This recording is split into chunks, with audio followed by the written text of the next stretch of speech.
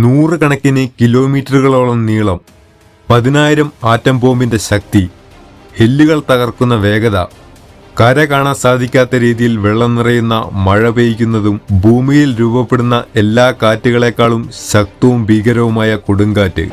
ഇതാണ് cyclone and typhoon എന്നുകൂടി അറിയപ്പെടുന്ന ഹ്യൂറിക്കെയിൻ. അപ്പോൾ എന്താണ് ഹ്യൂറിക്കെയിൻ എന്നും ഇത് എന്തുകൊണ്ടാണ് രൂപപ്പെടുന്നതെന്നും നമ്മൾ ഇതിനെ ഇത്രയും ഭയക്കുന്നത് എന്തുകൊണ്ടാണ് എന്നും നമുക്കൊന്ന് വിശദമായി നോക്കാം.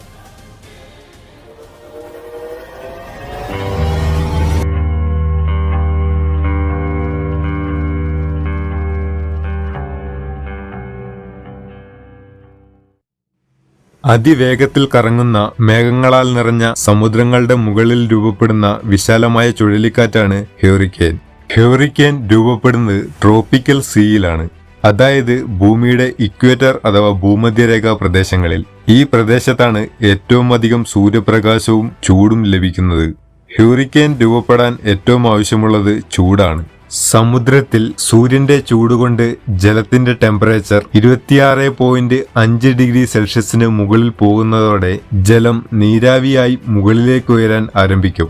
ഇതിലൂടെ ഈ ഭാഗത്ത് ഒരു ഗ്യാപ്പ്, അതായത് ന്യൂനമർദ്ദം അഥവാ ഒരു പ്രഷർ കുറഞ്ഞ ഏരിയ രൂപപ്പെടും. അതിലൂടെ ഈ പ്രദേശത്തെ അപേക്ഷിച്ച് ഇതിന് ചുറ്റുമുള്ള പ്രദേശത്തെ പ്രഷർ കൂടിയ വായു ഇങ്ങോട്ടേക്ക് വന്നു നിറയും. ഇതിലൂടെ ഇങ്ങനെ വരുന്ന വായുവും ചൂടുപിടിച്ച് മുകളിലേക്ക് ഉയരാൻ ആരംഭിക്കുന്നു.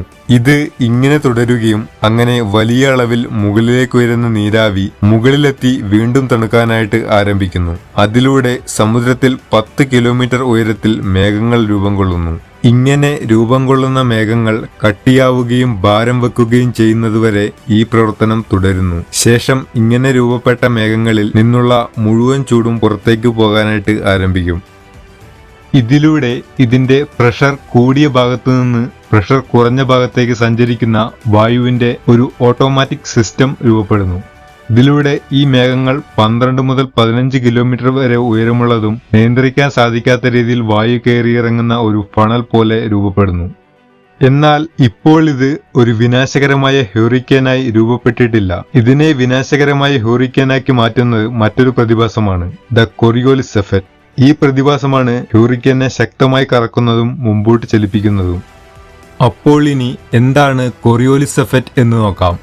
നമ്മൾക്കെല്ലാവർക്കും അറിയുന്ന കാര്യമാണ് നമ്മുടെ ഭൂമി അതിന്റെ ആക്സിസിൽ കറങ്ങുന്നുണ്ട് എന്ന്. അതുപോലെ തന്നെ നമുക്കറിയുന്ന മറ്റൊരു കാര്യമാണ് ഭൂമിയുടെ ഷേപ്പ് ഒരു സ്ഫിയർ ഷേപ്പാണ് എന്ന്. അതുകൊണ്ട് തന്നെ ഭൂമിയുടെ ഭൂമധ്യരേഖ പ്രദേശത്തിന്റെ ചുറ്റളവ് കൂടുതലായതിനാൽ ഭൂമിയുടെ ധ്രുവപ്രദേശങ്ങളെ അപേക്ഷിച്ച് കറങ്ങുന്ന വേഗതയും കൂടുതലാണ്. ഇനി ഒരു ഫുട്ബോൾ ഭൂമിയുടെ സൗത്ത് പോളിൽ നിന്ന് നോർത്ത് പോളിലേക്ക് നേർരേഖയിൽ എറിയുന്നുവെന്ന് വിചാരിക്കുക. ആ ബോൾ നേരെയായിരിക്കുമോ സഞ്ചരിക്കുക? അല്ല എന്നാണ് ഉത്തരം. കാരണം ഭൂമിയുടെ റൊട്ടേഷൻ മൂലം ബോൾ റൈറ്റ് സൈഡിലായിരിക്കും വീഴുക. ഇതേ പ്രതിഭാസം തന്നെയാണ് കാറ്റിന്റെ കാര്യത്തിലും സംഭവിക്കുന്നത്. സൗത്ത് പോളിൽ നിന്ന് നോർത്ത് പോളിലേക്ക് വീശുന്ന കാറ്റ് റൈറ്റ് സൈഡിലേക്ക് തിരിയുന്നു. നോർത്ത് പോളിൽ നിന്ന് സൗത്ത് പോളിലേക്ക് വീശുന്ന കാറ്റ് ലെഫ്റ്റ് സൈഡിലേക്കും തിരിയുന്നു. ഇങ്ങനെ രണ്ട് വശങ്ങളിൽ നിന്നും വീശുന്ന കാറ്റിന് ഇക്വേറ്ററിൽ എത്തുമ്പോൾ ഉണ്ടാകുന്ന ഓപ്പോസിറ്റ് ഡയറക്ഷനിലേക്കുള്ള വളവ്, ഇതാണ് കോറിയോലിസ് എഫക്റ്റ്.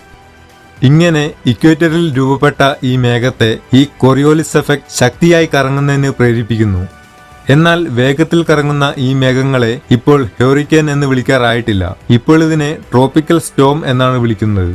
ഈ ട്രോപ്പിക്കൽ സ്റ്റോം ഹ്യൂറിക്കെയിനും സൈക്ലോണും ടൈഫൂണുമായി മാറുന്നത് ഈ കറങ്ങിക്കൊണ്ടിരിക്കുന്ന മേഘങ്ങളുടെ വേഗത 119 കിലോമീറ്റർ പെർ ഹവറിന് മുകളിലെത്തുമ്പോഴാണ്. അപ്പോൾ ഹ്യൂറിക്കെയിൻ എങ്ങനെയാണ് രൂപപ്പെടുന്നതെന്ന് നമ്മൾ കണ്ടു. അപ്പോൾ ഇനി ഈ പ്രതിഭാസം എന്തുകൊണ്ടാണ് വ്യത്യസ്ത പേരുകളിൽ അറിയപ്പെടുന്നതെന്ന് നോക്കാം. ഒരു ട്രോപ്പിക്കൽ സ്റ്റോം ഏത് ഭാഗത്താണ് രൂപപ്പെടുന്നത് എന്നതിനനുസരിച്ചാണ് അത് വ്യത്യസ്ത പേരുകളിൽ അറിയപ്പെടുന്നത്. അതായത് സ്റ്റോം അമേരിക്കയുടെ ഭാഗത്താണ് രൂപപ്പെടുന്നതെങ്കിൽ അതിനെ ഹ്യൂറിക്കെയിൻ എന്നാണ് വിളിക്കുന്നത്. ഇതേ സ്റ്റോം ആഫ്രിക്കയുടെയും ഇന്ത്യയുടെയും ഭാഗങ്ങളിലാണ് രൂപപ്പെടുന്നതെങ്കിൽ സൈക്ലോൺ എന്നും, ഇനി റഷ്യയുടെയും ചൈനയുടെയും ഭാഗത്താണ് രൂപപ്പെടുന്നതെങ്കിൽ അതിനെ ടൈഫൂൺ എന്നുമാണ് വിളിക്കുന്നത്. ഒരു ഹ്യൂറിക്കെയിൻ രൂപപ്പെട്ടാൽ അതിന് 1 മുതൽ 2 ആഴ്ച വരെ നിലനിൽക്കാൻ സാധിക്കുന്നതാണ്. എന്നാൽ ഹ്യൂറിക്കെയിൻ രൂപപ്പെടുന്ന സമുദ്രങ്ങളിലാണെങ്കിലും കാറ്റിന്റെ കൂടെ അത് മറ്റു ഭാഗങ്ങളിലേക്ക് സഞ്ചരിക്കാനായിട്ട് ആരംഭിക്കും. അങ്ങനെ ഇത് സഞ്ചരിച്ച് കരയിലെത്തുന്നതോടെ ഹ്യൂറിക്കെയിൻ അതിന്റെ തനിനിറം കാണിക്കാനായിട്ട് ആരംഭിക്കും. ഹ്യൂറിക്കെയിന്റെ തീവ്രത അളക്കുന്നത് പ്രധാനമായും സഫിയർ സിംപ്സൺ സ്കെയിലിലാണ്. റാങ്ക് എത്ര കൂടുതലാണോ അത്രയും അധികം നാശനഷ്ടമായിരിക്കും ആ ഹ്യൂറിക്കേൻ ഉണ്ടാക്കുക. അമേരിക്കയിലെ ന്യൂ ഓർലാൻസിൽ 2005 വന്ന $180 ബില്യൺ നാശനഷ്ടമുണ്ടാക്കിയ കാറ്റഗറി 5 ഹ്യൂറിക്കേൻ കട്രീന.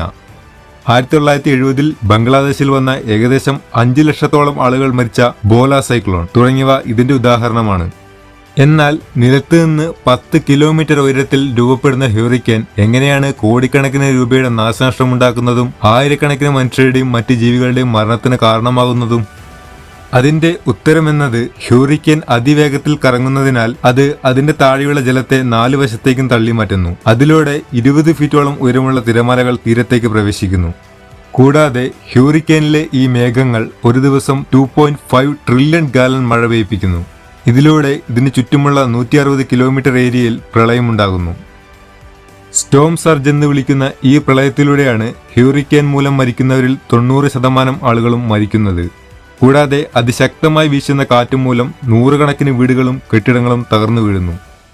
ഹ്യൂറിക്കേനും സൈക്ലോണും ടൈഫൂണും ഒക്കെ ചേർന്ന് 1980 മുതൽ ഇതുവരെ ഭൂമിയിൽ $1.2 ട്രില്യണിലും അധികം നാശനഷ്ടമാണ് ഉണ്ടാക്കിയിട്ടുള്ളത്.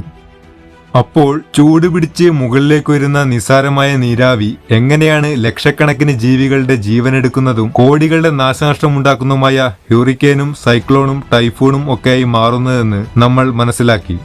ഇങ്ങനെ ചൂടുപിടിച്ച് മുകളിലേക്ക് ഉയരുന്ന നീരാവിയാണ് ഒരു ഹ്യൂറിക്കേന്റെ തുടക്കം. അതായത് ഒരു ഹ്യൂറിക്കേൻ രൂപപ്പെടാൻ ഏറ്റവും ആവശ്യമുള്ളത് ചൂടാണ് എന്ന് നമ്മൾ മനസ്സിലാക്കി. ഈ കാര്യമൊക്കെ അറിയാമായിരുന്നിട്ടും നമ്മൾ മനുഷ്യർ ഭൂമിയുടെ ചൂട് വീണ്ടും വീണ്ടും വർദ്ധിപ്പിച്ചുകൊണ്ടിരിക്കുകയാണ്. നമ്മൾ എല്ലാ വർഷവും 40 billion ton carbon dioxide ആണ് അന്തരീക്ഷത്തിലേക്ക് പുറന്തള്ളുന്നത്.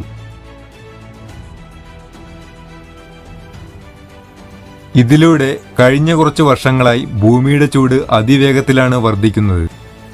അതായത് ഭൂമിയിലെ ജീവന് എന്നും ഒരു ഭീഷണിയായ ഈ ഭീമാകാരമായ ചുഴലിക്കാറ്റുകൾ രൂപപ്പെടുന്നതിന്റെ എണ്ണവും വലുപ്പവും വരും വർഷങ്ങളിൽ മുമ്പത്തേതിനേക്കാൾ കൂടുതലും ഭീകരവുമായിരിക്കും. അപ്പോൾ നമ്മൾ മനുഷ്യർ ഇനിയും ഇതുപോലുള്ള കാര്യങ്ങൾക്ക് വലിയ ശ്രദ്ധ കൊടുക്കാതെ കണ്ണടച്ച് തന്നെയാണ് മുമ്പോട്ടേക്ക് പോകുന്നത് എങ്കിൽ നമ്മൾ ഇപ്പോൾ സ്വർഗമായി കാണുന്ന നമ്മുടെ ഈ ഭൂമി നമ്മുടെ വരും തലമുറകൾക്ക് ഒരു നരകമായിരിക്കും.